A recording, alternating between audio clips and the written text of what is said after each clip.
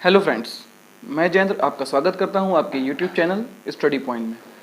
आज हम पढ़ने जा रहे हैं अपने क्लास 10th के एक टॉपिक है हमारा लाइट। ये आपको क्लास 10th में भी मिलेगा और कह सकते हैं हम आज सिर्फ बेसिक लाइट्स के बारे में जानेंगे कि what is light. Class 12th में भी यह टॉपिक आपके लिए आएगा। तो चलिए स्टार्ट करते हैं। तो लाइट किसे कहते हैं? लाइट को समझने के लिए आपको ये जानना पड़ेगा कि एक टर्म होता है एनर्जी। क्या एनर्जी हमको दिखाई देती है? नहीं। तो क्या हमको लाइट दिखाई देती है? नहीं। अब इन दोनों में क्या रिलेशन है? तो इन दोनों में रिलेशन ये है बच्चे कि light is a form of energy. अगर हम लाइट को डिफाइन करेंगे तो हम क्या बोलेंगे? Form of energy. लाइट हमारी क्या है बच्चे? एक टाइप की सिर्फ फॉर्म है किसकी? एनर्जी की। Which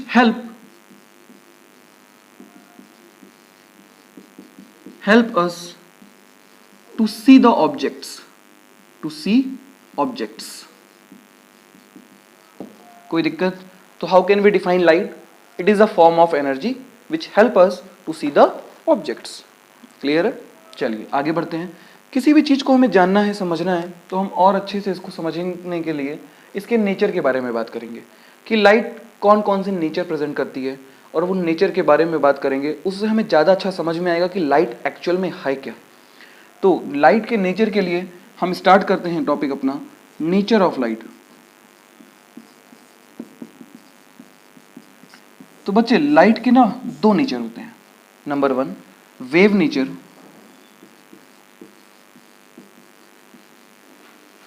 number 2 particle nature.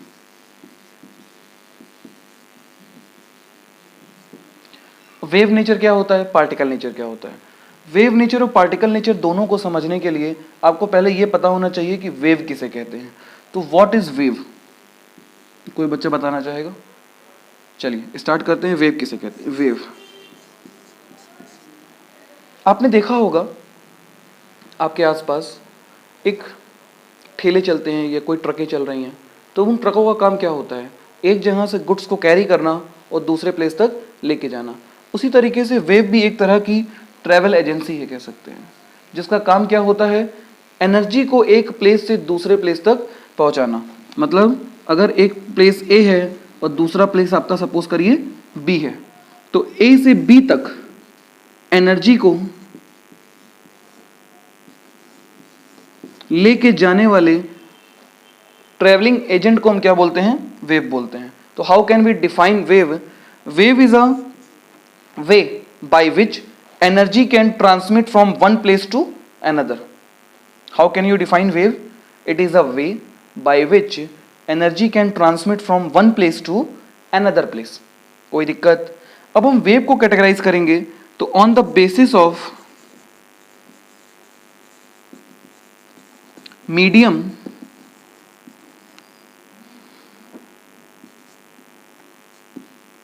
Wave are two type. Number 1 electromagnetic wave, number 2 mechanical wave.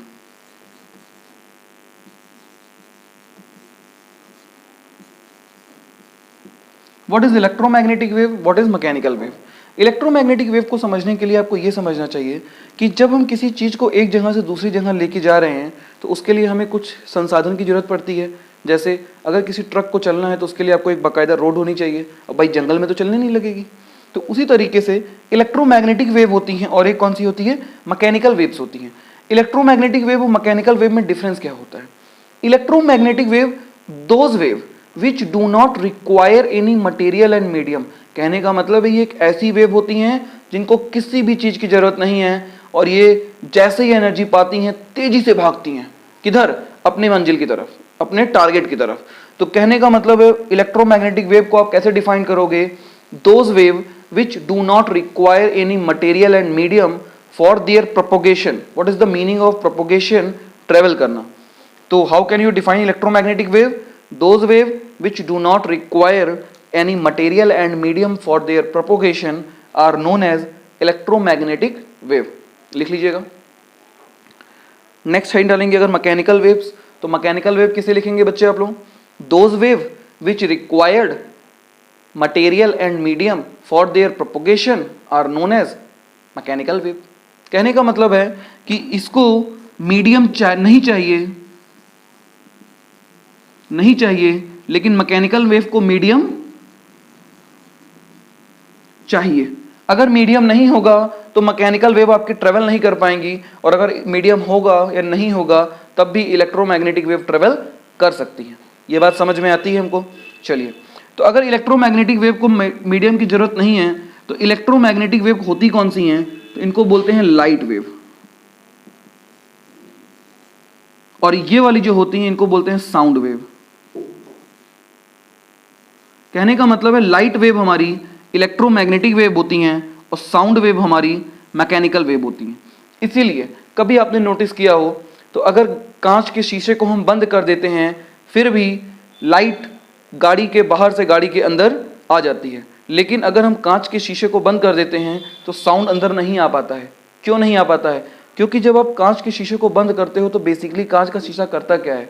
वो अंदर और बाहर के पार्टिकल्स को सेपरेट कर देता है। और हमने क्या बताया कि those wave which require material and medium for their propagation, मतलब इनको मीडियम चाहिए। मीडियम का मतलब क्या चाहिए? इनको पार्टिकल्स चाहिए। जब पार्टिकल्स होते हैं तो ये मैकेनिकल वेव ईजिली ट्रेवल कर ले जाएंगी, और जब ये ईजिली ट्रेवल कर लेती हैं तो उस केस में साउंड प्रोपोगेट होता है एक प्लेस से दूसरे, मतलब जाता है। प्रोपोगेट का मतलब क्या बच्चे? चलता है, जाता है एक प्लेस से दूसरे प्लेस तक। These are the mechanical wave and sound wave are known as mechanical wave. तो इसको हम और समझने के लिए समझ सकते हैं।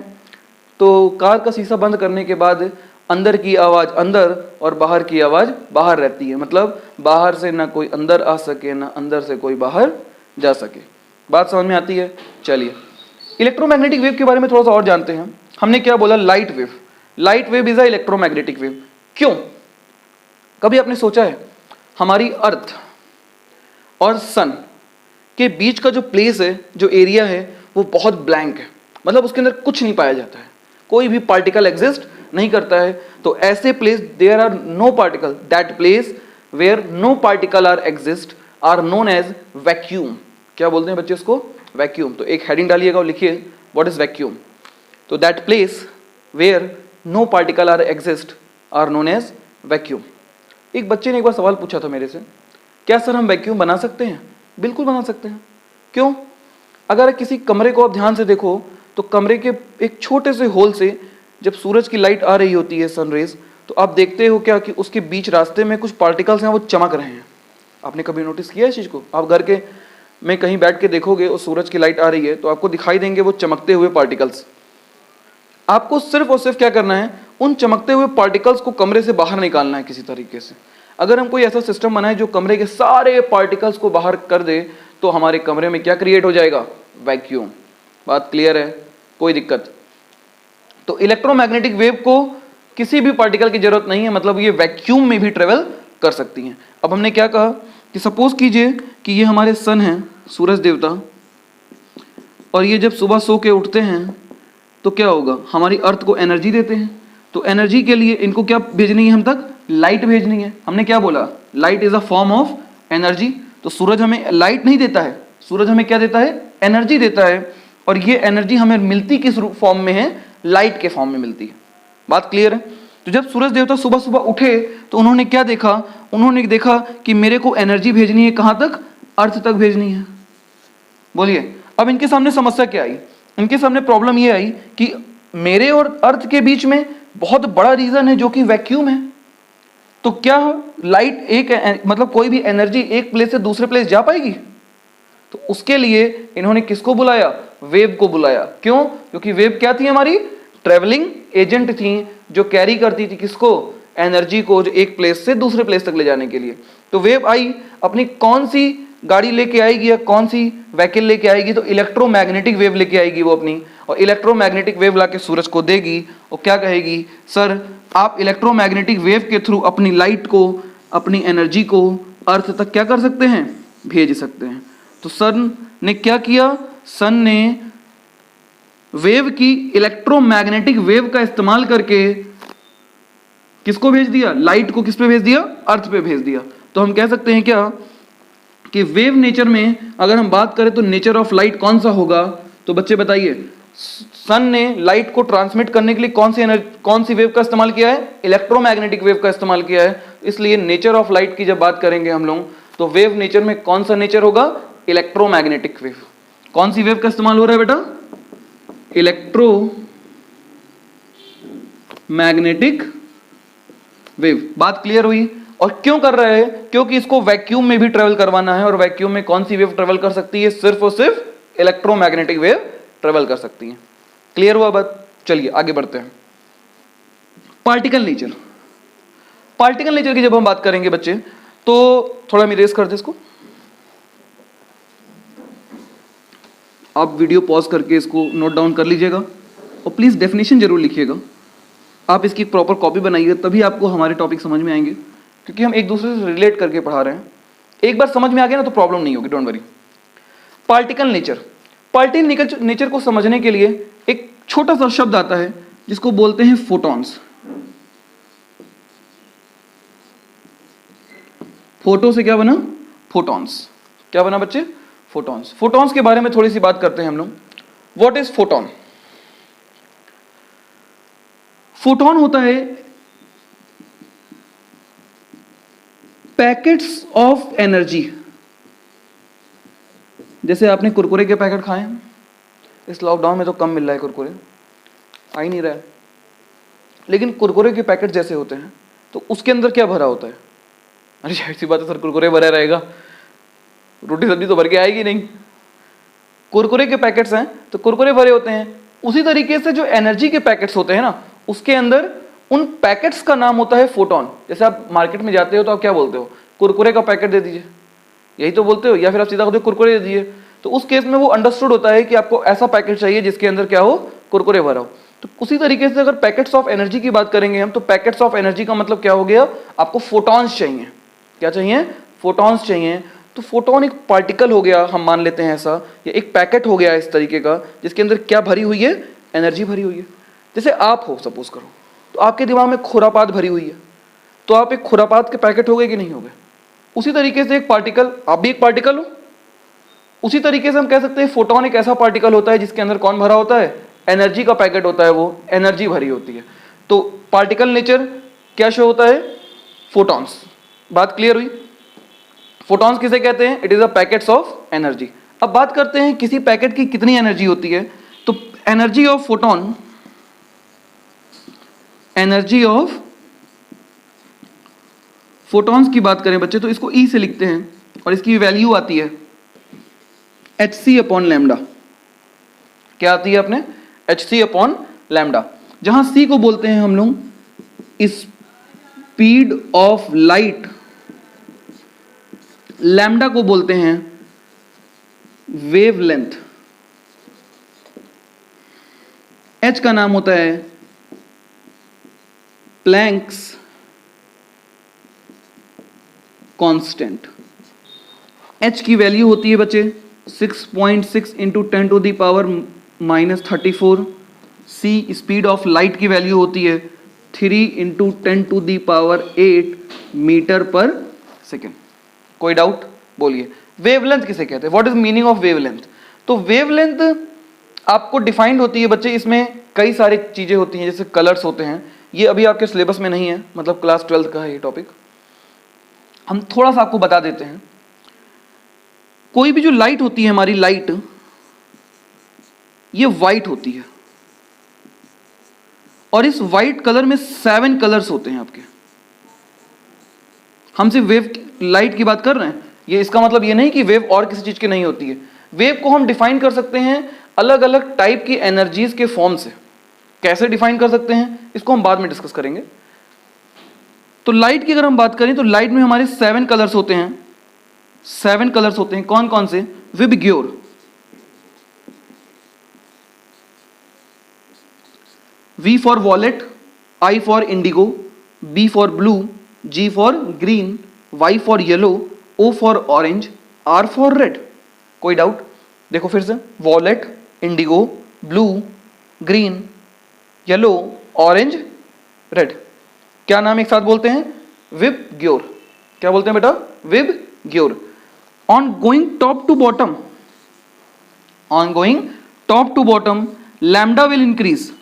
कहने का क्या मतलब है कि वॉलेट का जो लैम्डा होता है बच्चे वो अप्रॉक्स 4000 एंगस्ट्रॉम होता है, और रेड का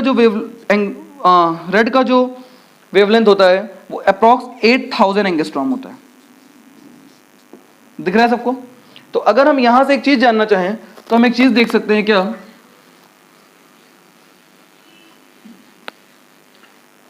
हम दिख रहा है हमको यहां से क्लियरली आपको दिखाई देगा कि H की वैल्यू पता है, C की वैल्यू भी पता है, और इसका मतलब जिसकी वैल्यू पता होती है उसको बोलते हैं कांस्टेंट। तो ये दोनों हमारे कांस्टेंट हो गए, मतलब ये कांस्टेंट और ये इक्वल। कांस्टेंट ने इक्वल को देखा, क्या आया? Sign of proportionality.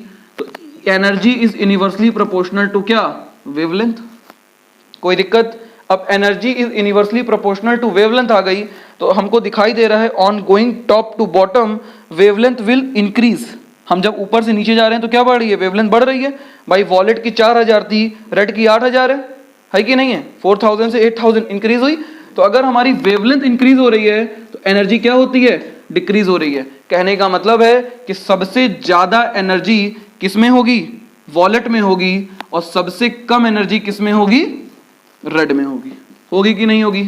बोलिए, बात समझ में आती है? तो अगर हम एक लाइन से लिखना चाहें तो हम एक कहानी लिख सकते हैं क्या?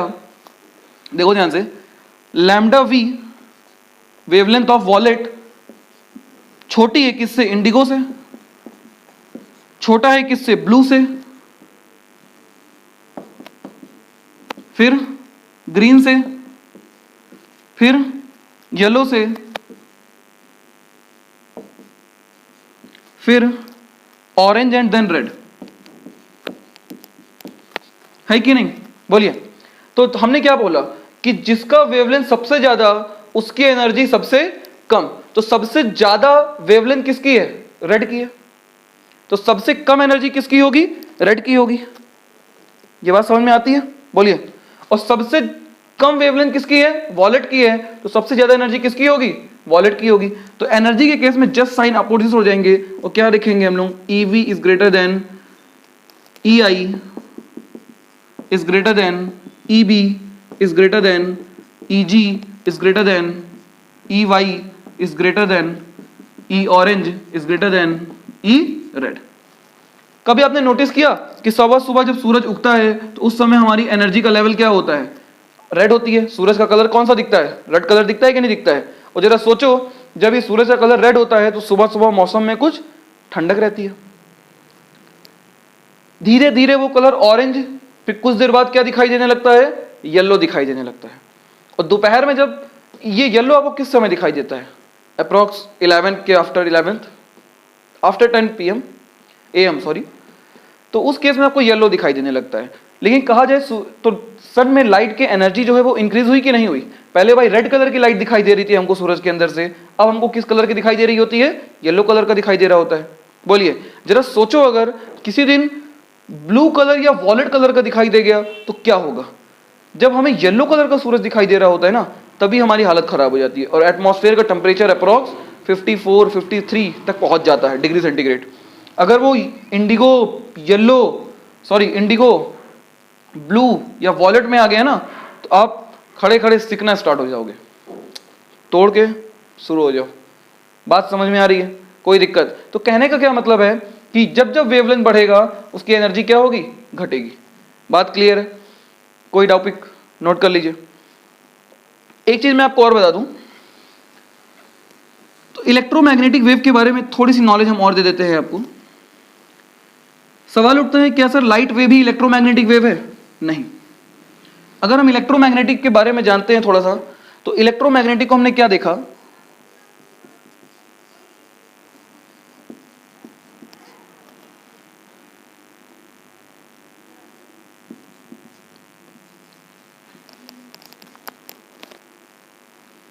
Those waves which do not require any material and medium for their propagation are known as electromagnetic wave। देखा? इलेक्ट्रोमैग्नेटिक वेव को समझने के लिए बच्चे एक फॉर्मूला याद रखना, GXUV इमरान की, इमरान IMR होगा ना? क्या बोला मैंने? GXUV इमरान की। जी कौन सी रे है? जी को बोलते हैं gamma rays. X ray, ultraviolet,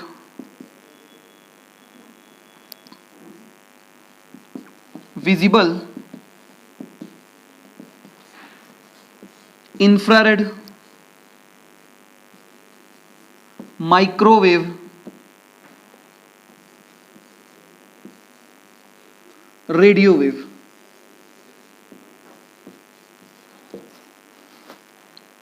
these are the electromagnetic wave. कौन कौन सी होती हैं? जी एक्स यूवी इमरान की। On going left to right wavelength बढ़ेगी, on going left to right energy घटेगी। क्यों? क्योंकि energy is universally proportional to wavelength. बोलिए, क्लियर हुआ? कोई दिक्कत यहां तक समझ में आती टॉपिक? तो जी एक्स यूवी इमरान की, जहां पे जी है आपका गामा रेस, एक्स है एक्सरे, यू है अल्ट्रावायलेट, वी है विजिबल, आई है इंफ्रारेड, एम है माइक्रोवेव, आर है रेडियो वेव। आपने कभी सोचा इस बात को कि हमारे चारों तरफ एक ऐसी वेव होती है जिसका नाम होता है रेडियो वेव? ये हमारे चारों तरफ है कि नहीं है? तो इसका मतलब इसकी वेवलेंथ क्या है? सबसे ज्यादा है। और हमारे चारों तरफ होने के बाद भी हमें इफेक्ट नहीं कर रही है। क्यों? क्योंकि इसमें एनर्जी क्या है? सबसे कम है।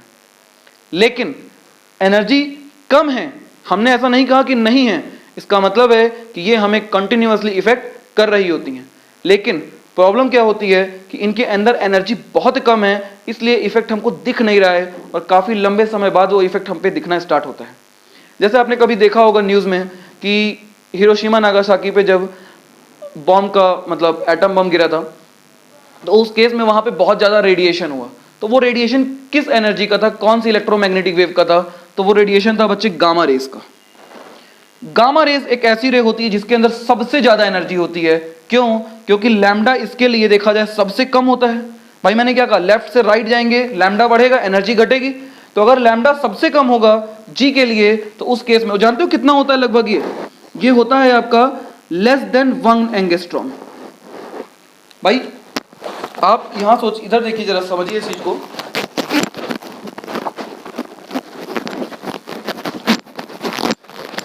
आप इस बात को समझने की कोशिश कीजिएगा। क्या मैंने बोला कि जो हमारी लाइट वेव थी, जो हमने अभी लिखा, लाइट वेव हमारी इसमें आती हैं विजिबल में, इसमें हमारी कौन सी आती हैं? VIBGYOR, VIBGYOR। तो विबग्योर में जो वेवलेंथ आई थी वो 4000 थी, और एक्सरे की कितनी होती है? 1 एंगस्ट्रॉम। मतलब विबग्योर से कितनी कम होती है? 4000 टाइम्स कम होती है। और 4000 टाइम्स कम होने का मतलब उसकी एनर्जी कितनी होगी? 4000 टाइम्स ज्यादा होगी। तो सोच के देखिए, अगर हम सन की बात करें बच्चे, तो सन में जब सुबह सुबह एनर्जी, दोपहर में जब सूरज चमक रहा होता है तो टेम्परेचर 53 के आसपास होता है। और जब 53 टेम्परेचर हो रहा होता है तो उस केस में अप्रॉक्स जो हमारी वेवलेंथ होती है लाइट की, वो कितनी होती है? लगभग 6000 टू 7000 के अप्रॉक्स। तो 6000 टू 7000 के अप्रॉक्स की वेवलेंथ से जब हमारा टेम्परेचर 53 52 पॉइंट समथिंग होता है, तो जरा सोच के देखो, अगर 7000 टाइम्स कम हो जाए वेवलेंथ, मतलब वेवलेंथ की वैल्यू क्या हो जाए? 7000 टाइम्स कम हो जाए, तो एनर्जी का लेवल कितना टाइम्स बढ़ जाएगा? 7000 टाइम्स बढ़ जाएगा। और अगर 7000 टाइम्स एनर्जी का लेवल बढ़ जाएगा तो टेम्परेचर क्या पहुंच जाएगा, आप अंदाजा भी नहीं लगा सकते। तो इसलिए कहता हूं गामा रेस की एनर्जी सबसे ज्यादा होती है, और इसी का रेडिएशन होने की वजह से इसमें इतनी ज्यादा एनर्जी है कि वहां पे कॉन्टिन्यूअसली आपको इफेक्ट दिखाई देगा और लोगों को कैंसर जैसी बीमारियां स्टार्ट हो जाती हैं। आपको कभी सोचा है गामा के बाद सबसे ज्यादा रे किसकी है? इलेक्ट्रोमैग्नेटिक वेव में एक्सरे आता है। एक्सरे का मतलब क्या हो गया? जो हम कराने जाते हैं हड्डियों के लिए अपने, उसमें हमने देखा होगा बच्चे कि मशीन जब चलती है ना, तो वो पल भर के लिए ऑन करता है, तुरंत बंद कर देता है। अगर उसने थोड़ी देर ऑन रख दी ना, तो जानते हो क्या होगा? आप लेके पहुंचे तो एक्सरे कराने के लिए, हाथ लटका के लेके आओगे, हड्डी निकाल लिया वो।